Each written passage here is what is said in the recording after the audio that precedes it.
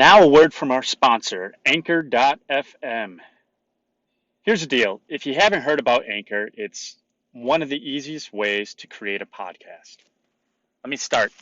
In my first episode ever, I talked about fear. And fear comes from a lot of places, one of them being able to access technology. But Anchor FM is free. It's a creation tool that allows you to record and edit your podcast right from your phone or computer. They'll even distribute it for you so it can be heard on Spotify, Apple Podcasts, and a bunch more. And guess what? The coolest thing is they even connect you with sponsors if you want at no minimum listenership. It's everything you need to make a podcast in one place. So here's the deal. Download the free Anchor app or go to anchor.fm to get started. Again, go to anchor.fm to get started or search in your app library for anchor.fm.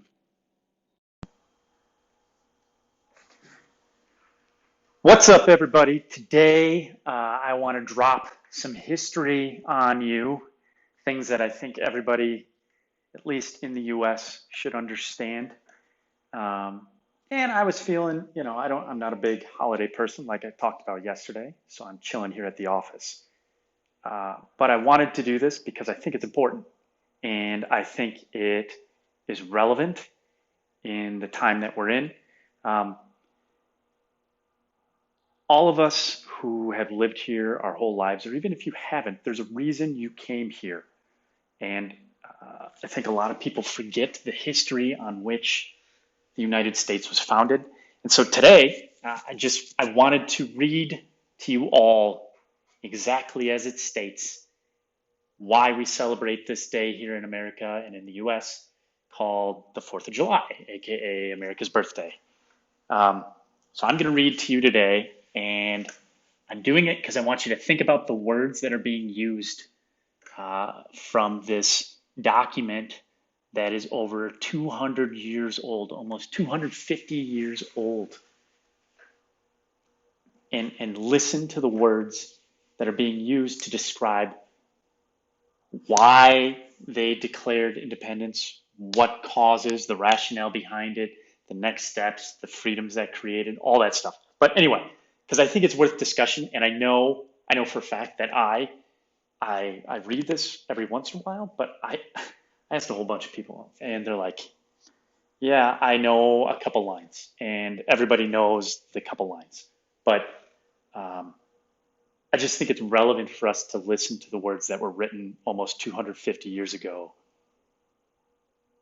as to why the United States of America were founded, and understanding that right now, if you read the original words and what this country was built on and all that stuff, and I know one of those is a wrong philosophy. It's not even controversial. It's wrong.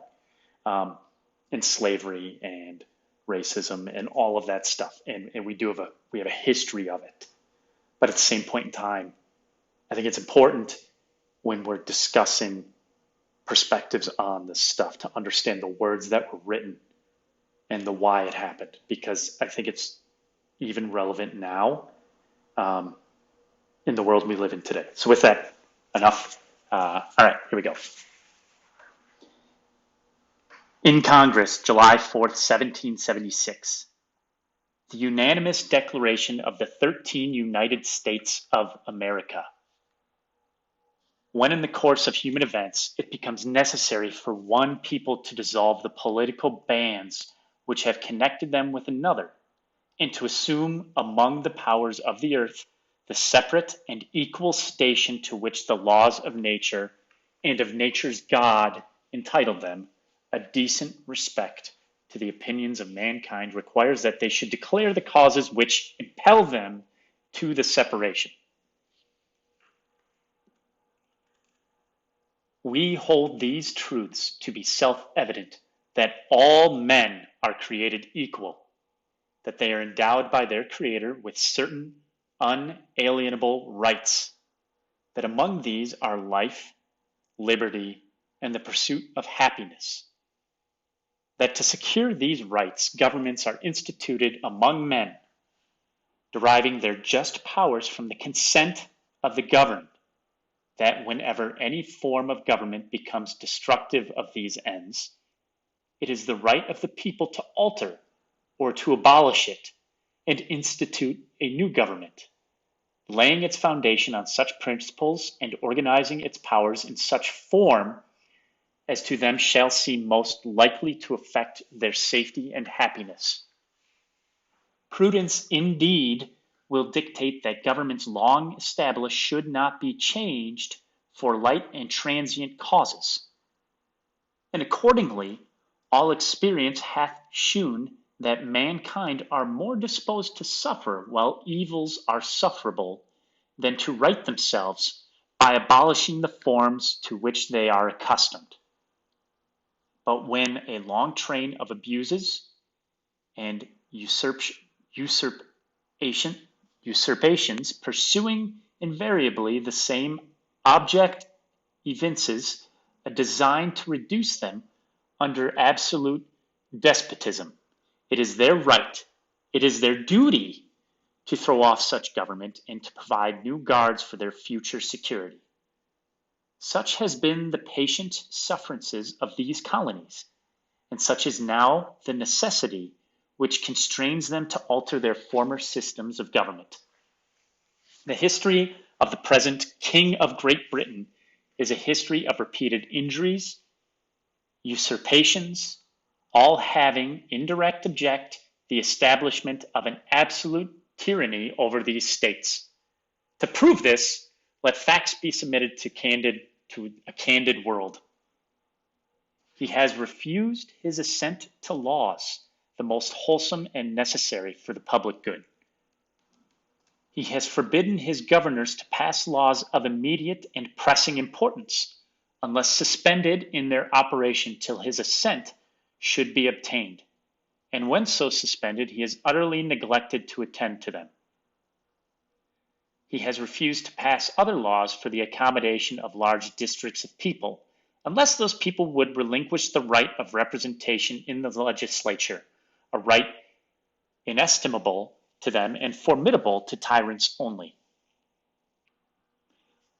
He has called together legislative bodies at places unusual, uncomfortable, and distant from the depository of their public records, for the sole purpose of fatiguing them into compliance with his measures.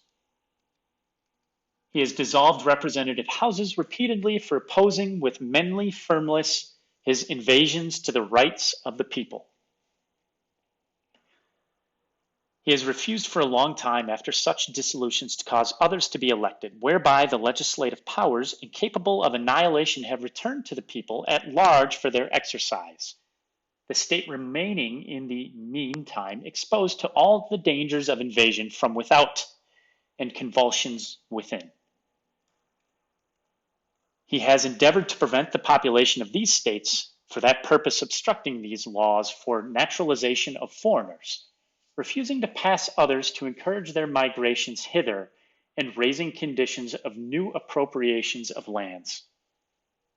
He has obstructed the administration of justice by refusing his assent to laws for establishing judiciary powers.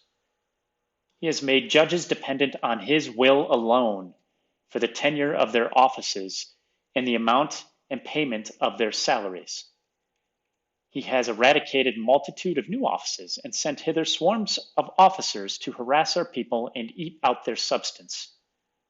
He has kept among us in times of peace standing armies without the consent of our legislatures. He has affected to render the military independent of and superior to civil power. He has combined with others to subject us to jurisdiction foreign to our Constitution and unacknowledged by our laws, giving his assent to their acts pretend legislation. For quartering large bodies of armed troops among us, for protecting them by a mock trial from punishment for any murders which they should commit to the inhabitants of these states, for cutting off our trade with all parts of the world, for imposing taxes on us without our consent, for depriving us in many cases of the benefits of trial by jury, for transporting us beyond the seas to be tried for pretended offenses, for abolishing the free system of English laws in our neighboring province, establishing therein an arbitrary government, and enlarging its boundaries so as to render it at once an example and fit instrument for introducing the same absolute rule into these colonies, for taking away our charters, abolishing our most valuable laws, and altering fundamentally the forms of our government, for suspending our own legislatures and declaring themselves invested with power to legislate for us in all cases whatsoever. He has abdicated government here by declaring us out of his protection and waging war against us. He has plundered our seas, ravaged our coasts, burnt our towns, and destroyed the lives of our people. He is at this time transporting large armies of foreign mercenaries to complete the works of death, desolation, and tyranny already begun with circumstances of cruelty and perfidy scarcely paralleled in the most barbarous ages and totally unworthy the head of a civilized nation. He has constrained our fellow citizens, taken captive on the high seas, to bear arms against their country, to become their executioners of their friends and brethren, or to fall themselves by their hands. He has excited domestic insurrections amongst us, and has endeavored to bring on the inhabitants of our frontiers the merciless Indian savages, whose known rule of warfare is an undistinguished destruction of all ages, sexes, and conditions. In every stage of these oppressions, we have petitioned for redress in the most humble terms. Our repeated petitions have been answered only by repeated injury. A prince whose character is thus marked by every act which may define a tyrant is unfit to be the ruler of a free people. Nor have we been wanting in attentions to our British brethren. We have warned them from time to time of attempts by their legislature to extend an unwarrantable jurisdiction over us. We have reminded them of these circumstances of our emigration and settlement here. We have appealed to their native justice and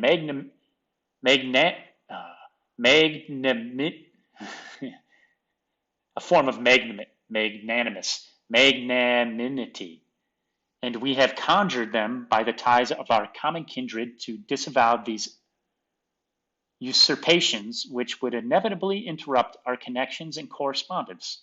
They too have been deaf to the voice of justice and of consanguinity. We must therefore acquiesce in the necessity which denounces our separation, and hold them as we hold the rest of our mankind enemies in war, in peace friends. We therefore, the representatives of the United States of America, in General Congress, assembled appealing to the Supreme Judge of the world for the rectitude of our intentions, do, in the name and by the authority of the good people of these colonies, solemnly publish and declare that these united colonies are of right ought to be free and independent states, that they are absolved from all allegiance to the British Crown, and that all political connection between them and the state of Great Britain is and ought to be totally dissolved, and that as free and independent states, they have full power to levy war, conclude peace, contract alliances, establish commerce, and to do all other acts and things which independent states may of right do. And for the support of this declaration, with a firm reliance on the protection of divine providence, we mutually pledge to each other our lives, our fortunes, and our sacred honor.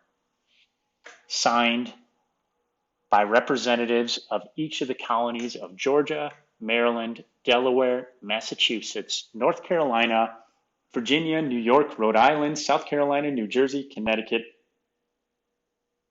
Pennsylvania, New Hampshire. I wanted to read that for a couple of reasons. One, clearly it's been a while since I've read it and have trouble reading some of the old language, and so it was good for me in terms of just a linguistic speaking engagement piece. But more importantly, we're dealing with a lot of junk right now in our world and in the United States of America. And I know that we've been through significant struggle in the past, significant struggle in the past. And sometimes it's solved through conflict that is violent, and other times it is solved through working together, being unified, overcoming a higher tyrant. And what I mean by this is that we still live in a very young country comparatively to much of the world. This was all a giant experiment over 200 years ago. This was a path that we went down, that these leaders who signed this went down because they were dealing with struggle and things that didn't make sense anymore, and things they tried to figure out, and things they worked at, and things that they felt were important, and they were cooperating, and they still do. My point is this: we're going to make it through this one way or another. We're going to make it through the struggle. We're going to make it through COVID. We're going to make it through all this racial injustice and social injustice. We're going to make it through global warming. We're going to make it through all of this stuff that always seems to bring us down. But the only way we can do that is by staying half glass full, staying optimistic, staying positive, staying morally and ethically strong with high character. If all of us can do that as individuals and not stoop to levels that we know deep down are below what is right, that is the only way we can make it through all this. And it's not just one person's struggle. It's an entire nation's struggle. And right now, it's an entire world struggle to make it through all of this stuff. And a lot of people watch mass media. And mass media, guess what? They're looking for ratings. And a lot of it's the same stuff over and over and over and over and over again. I don't care which channels you watch. It's the same stuff over and over and over and over and over again. Because psychologically, they're trying to beat you down and pound their one message into their head. Because if you start using their message and only their message, guess what? They've won, because you've learned to not think for yourself. You just regurgitate stuff that you hear, rather than thinking through everything and going, hey, wait, what does that actually mean? Why does that matter? Why do we keep spinning the same stuff over and over and over again? That doesn't make any sense, right? Like, there are a lot of great things happening in the world right now. A ton of great things. A ton of great things happening in the United States, which wouldn't exist if not for today over 200 years ago. So I guess I know a lot of people aren't going to hear this episode. I know a lot of people are out there enjoying their days, which they should be if you listen to yesterday's episode. But at the end of the day, I want you to get it. Like, we live in an amazing country. It's got a lot of problems. It's still young, right? It's like a teenager that's making a lot of mistakes. It's screwing up big time right now.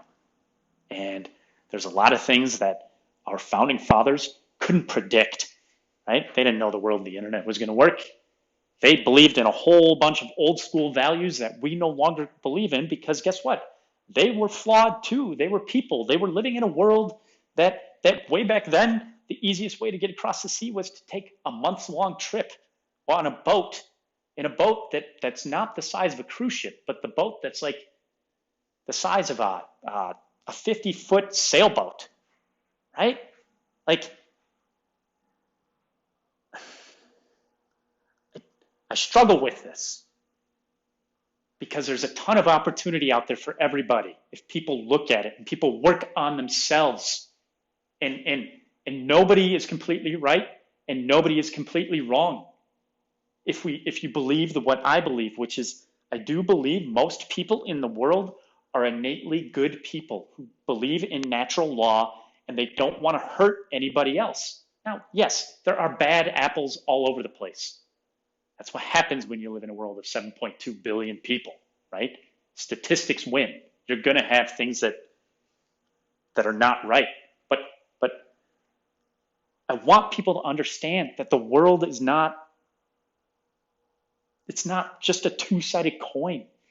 There's shades of gray everywhere. And you should have your own belief system, and we should be open to discussing those things and then being okay if people disagree with us. We should be okay with that. Because if we all agreed in the same thing, the world would be boring. Life would be boring. It would be boring. Reminds me of an old book that I recall reading in middle school called The Giver, where everybody couldn't see colors.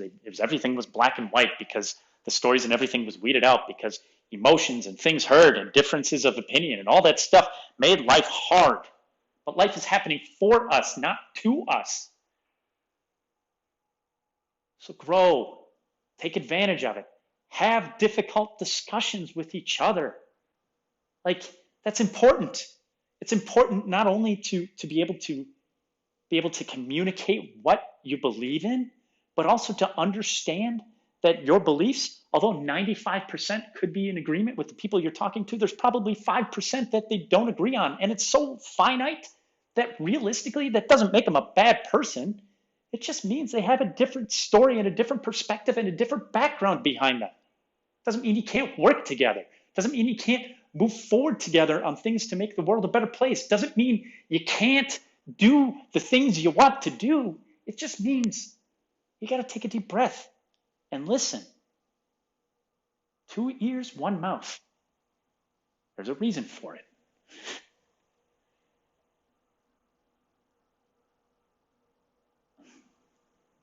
And I know I'm on a soapbox right now, but I tell you what, I truly believe deep down that if we as individuals and as human beings took the time to listen to each other and ask questions and actually listen, not just wait to speak, but actually listen and try to understand, seek first to understand and then be understood, we all would be much happier. And we'd be happier because we now can have empathy and understanding and a realization that, yeah, we all come from different backgrounds and stories. But at the end of the day, we are more alike than we are different. And we're all working towards doing great things in the world. Everybody is. Every kid starts dreaming. Do me a favor. Go find somebody who you used to have a relationship with, and one, if that relationship went bad for whatever reason, apologize. Say sorry. Even if you were in the right, just say sorry. And then have a conversation. And keep your cool. Breathe through it. Listen. Just listen. Because odds are, most of the time those relationships don't work out is just because neither side wanted to listen at the time. Do that. Just one person. I have a feeling that you might discover you still got some pretty good friends out there that you thought weren't friends anymore. All right. With that, I hope you're having a great 4th of July. And I look forward to you guys coming back again tomorrow or on Monday. But go get it. Go hustle. Go grind. Go run. Go do your best and keep your promises, as my dad always says. Do your best and keep your promises. Take care.